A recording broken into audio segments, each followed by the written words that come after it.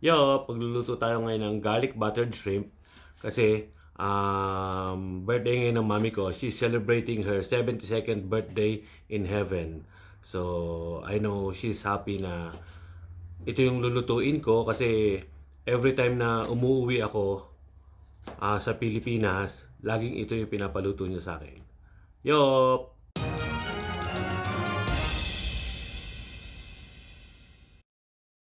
Hey, Teban! Yeoooph! Yo!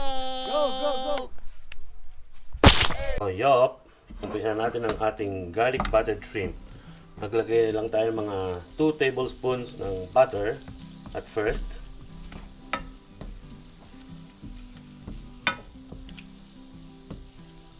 So, i-melt lang natin siya. And then add our 1 tablespoon garlic, chopped garlic. So, if you want more garlic, you can add more. Kung mahilig kayo sa mga garlicky taste. And then, add our 600 grams prawn. Fresh prawn. Bali nalinis ko na tong prawn na to. Tinanggalan ko na siya ng mga sungot-sungot. Tapos, kinat ko na ng konti. So, i-ano lang natin siya hanggang sa mag pinkish, orange. Then, let's add ground black pepper and salt.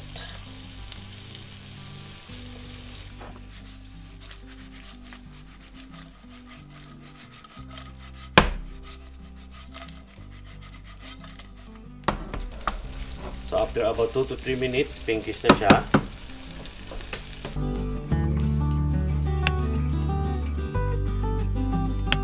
Yan.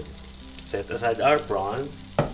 And then on the same pan, let's add 1 cup water. Around 1 cup water and 1 chicken cube. Let's add 1 chicken cube. If you don't have chicken cube, but you have chicken broth, much better kung chicken broth na siya. So, i-melt lang natin yung ating chicken cube, and then we'll add 4 tablespoons of butter.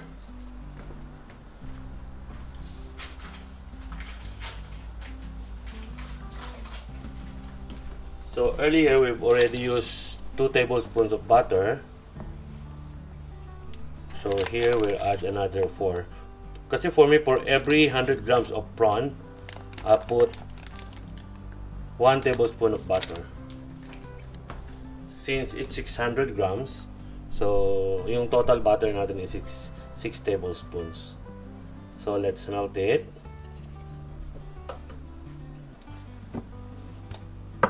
And add half teaspoon salt.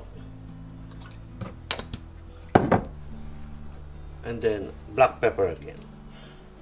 Just a little.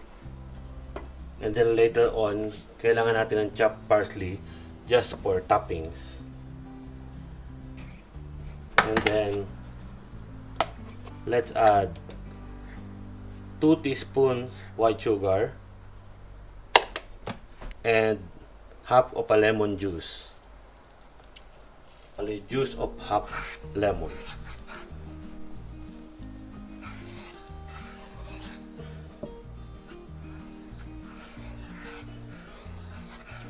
So let's reduce the heat to medium heat, and then let's wait for our sauce na mag-reduce into half maybe. Yep, we will add back our prawn later.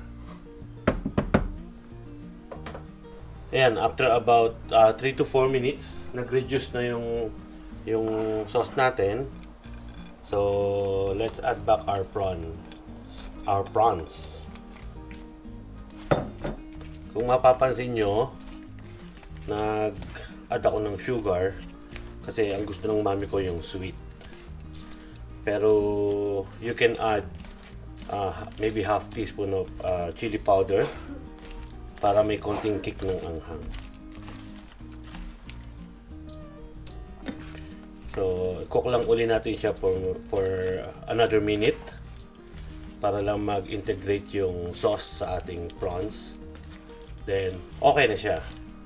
Pwede na siya hanguin kasi luto na naman yung prawns natin kanina, di ba? Yeoooph. Actually, ito kasi favorite ng mami ko for my 20 years abroad. Every time na umuwi ako sa Pilipinas or kami ng family ko pag umuwi kami, ito lagi nire-request niya na lutuin ko para sa kanya. So, since she's celebrating her birthday in heaven right now, she's supposed to be 72 years old. So, I'm cooking this to celebrate her birthday. Yeoooph! So, ayan na yung ating buttered garlic shrimp or garlic prawn. Let's top it up with fried garlic pa. And then, parsley. Chopped parsley. So, ito na yung favorite ni Mamsi. Nakapagluto na rin ako ng sinigang na baboy. Isa din sa mga favorites niya yun. Pero ito talaga yung nire-request niya lagi na lutuin ko pag umuwi ako. Yeoooph!